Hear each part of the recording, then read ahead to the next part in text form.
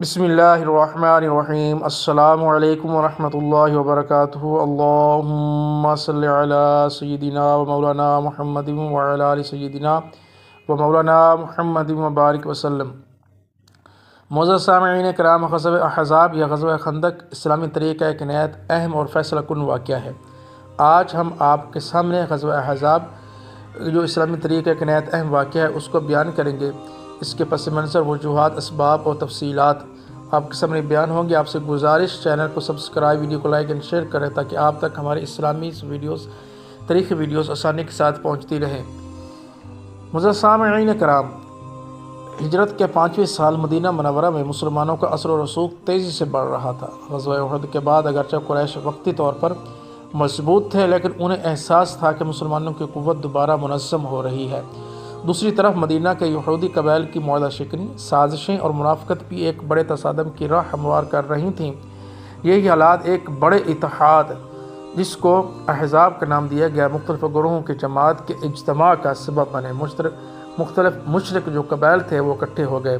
اس کے وجوہات اور اسباب جو ہے ان میں سب سے پہلا جو تھا، قریش کی شکست کا بدلہ لینے کی خواہش تھی۔ غزوہ بدر میں قریش کے بڑے بڑے سردار مسلمانوں کے ہاتھوں مارے گئے۔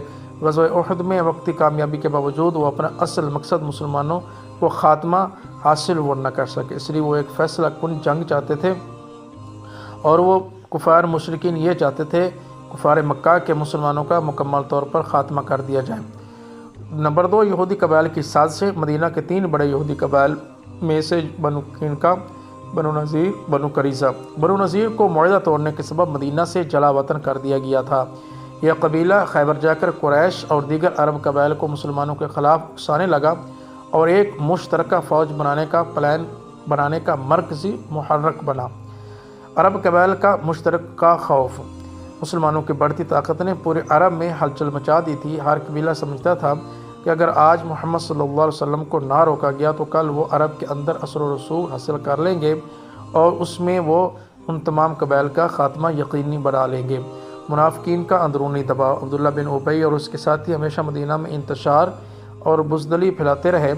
ان کی کمزوری دشمنوں کے لیے حوصلہ افزائی کا ذریعہ بن رہی تھی، تو یہ منافقین کا اندرونی دباؤ بھی ختم کرنا ضروری تھا۔ غزوہ احزاب کی اب ہم آپ کے سامنے تفصیلات بیان کریں گے کہ اس کا سب سے پہلے جو تفصیل میں ہے وہ یہ قبائل اکٹھے ہوئے۔ احزاب جس کا ہے تشکیل کیسی ہوئی۔ یہودی قبائل نے مختلف مشرک قبائل کو مسلمانوں کے خلاف اکٹھا کیا۔ ان میں قریش مکہ، بنو غطفان، بنو اسد، بنو سلیم، بنو مرہ اور دیگر چھوٹے قبائل شامل تھے۔ ان تمام قبائل کی کل ملا کر 10 سے 12 ہزار کے قریب سپاہی جمع ہوئے۔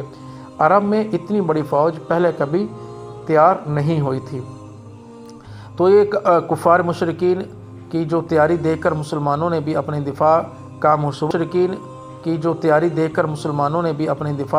کا منصوبہ بنایا۔ حضور نبی کریم رؤوف رحیم صلی اللہ علیہ وسلم نے تمام مسلمانوں کو جو ہے اور صحابہ کرام کو اکٹھا فرمایا، تو سلمان فارسی رضی اللہ تعالیٰ عنہ نے خندق کھودنے کا مشورہ دیا۔ ایران میں یہ طریقہ رائج تھا کہ جب کوئی بھی طاقتور دشمن شہر پر حملہ کرتا تو ایران کے لوگ جو خندق کھود کر ان کا دفاع کیا کرتے تھے، تو رسول اللہ صلی اللہ علیہ وسلم نے اس رائے کو قبول فرمایا اور خندق کھودنے کا حکم دے دیا۔ خندق کی لمبائی تقریباً 5 کلومیٹر، چوڑائی 9 سے 10 میٹر، گہرائی تقریباً 4 سے 5 میٹر تھی، اور مسلمانوں کی اس جنگ میں تعداد صرف 3000 تھی، جبکہ کفار مشرکین 10 سے 12 ہزار تھے۔ خندق کے سبب احزاب کی فوج، کفار مشرکین کی فوج مدینہ میں داخل نہ ہو سکی۔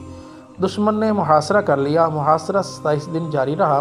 شدید سردی تھی، خوراک کی کمی تھی، دشمن کے بار بار حملے ناکام ہو رہے تھے، اور چند جگہوں سے گھسنے کی کوشش کی مگر دشمن ناکام رہا۔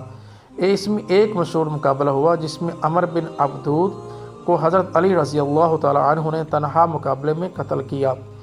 بنو قریظہ کی غداری۔ یہودی قبیلہ جو بنو قریظہ ابھی تک مدینہ منورہ میں مقیم تھا، انہوں نے اندرونی طور پر دشمنوں سے مل کر اندرونی محاذ پر حملے کرنے کا وعدہ کیا، مگر وہ اللہ نے ان کے دلوں میں رعب ڈال دیا اور وہ حملہ نہ کر سکے۔ وہ معاہدہ توڑنے پر تیار ہوئے مگر حملہ نہ کر سکے، اس وجہ سے احزاب کی اندرونی سازش ناکام ہوئی۔ اس کے بعد ان کے خلاف بھی کارروائی کی گئی۔ قدرتی مدد۔ اللہ تبارک و تعالیٰ نے مسلمانوں کی مدد فرمائی۔ اللہ تعالیٰ نے ایک بہت تیز آندھی بھیجی جس نے احزاب کفار مشرکین کی جو فوج تھے ان کے خیمے اکھاڑ دیے، ان کی آگ بجھا دی، ساز و سامان بکھیر دیا گیا، حوصلے پست کر دیے گئے اور اتحاد بکھر گیا۔ قبائل جو تھے وہ مختلف قبائل اپنے واپس گھروں اور اپنے قبائل میں واپس چلے گئے۔ اس کا نتیجہ یہ نکلا کہ دشمن کی مکمل ناکامی ہوئی۔ احزاب کا عظیم بڑا لشکر جو 1 انچ بھی مدینے میں داخل نہ ہو سکا وہ ناکام نامراد واپس لوٹ گیا۔ مسلمانوں کی پوزیشن مضبوط ہوئی۔ رسول اللہ صلی اللہ علیہ وسلم نے فرمایا اب وہ ہم پر چڑھائی نہیں کریں گے بلکہ ہم ان پر حملہ کریں گے۔ صحیح بخاری۔ یعنی اب دفاع سے ہٹ کر مسلمانوں کا دور فتوحات شروع ہو گیا۔ منافقین کا اس جنگ میں پول کھل گیا۔ مشکل وقت میں جو منافق تھے وہ سب بے نقاب ہو گئے۔ جو یہودی جنہوں نے معاہدے کیے تھے انہوں نے اس جنگ میں معاہدے توڑ کر اور اپنی جو منافقت تھی اس کو عیاں کر دیا۔ یہودی اثر و رسوخ کا خاتمہ ہو گیا۔ بنو قریظہ کی سزا کے بعد مدینہ کے اندرونی بغاوت ہمیشہ ہمیشہ کے لیے ختم ہو گئی۔ معزز سامعین کرام، اگر اس جنگ کا ہم خلاصہ نکالیں تو غزوہ احزاب دراصل عرب کی مشترکہ مکمل طاقت تھی۔ یہودی سازش اس میں شامل تھی اور قریش کی انتقامی مہم بھی اس میں شامل تھی۔ سب کے مقابلے میں مسلمانوں کی حکمت، اتحاد اور اللہ کی نصرت کا روشن ترین واقعہ ہے جس میں اللہ تبارک تعالیٰ نے مسلمانوں کو مدد اور فتح سے ہمکنار فرمایا۔ تو معزز سامعین کرام، یہ تھی جنگ خندق کا واقعہ جو ہم نے آپ کے سامنے بیان کیا۔ اگر آپ کو اس طرح کی اسلامی ویڈیوز اور طریقی ویڈیو پسند ہیں تو آپ اس چینل کو سبسکرائب کریں، ویڈیو کو لائک اینڈ شیئر کریں تاکہ آپ تک ہماری اسلامی ویڈیوز آسانی کے ساتھ پہنچتی رہیں۔ السلام علیکم ورحمۃ اللہ وبرکاتہ۔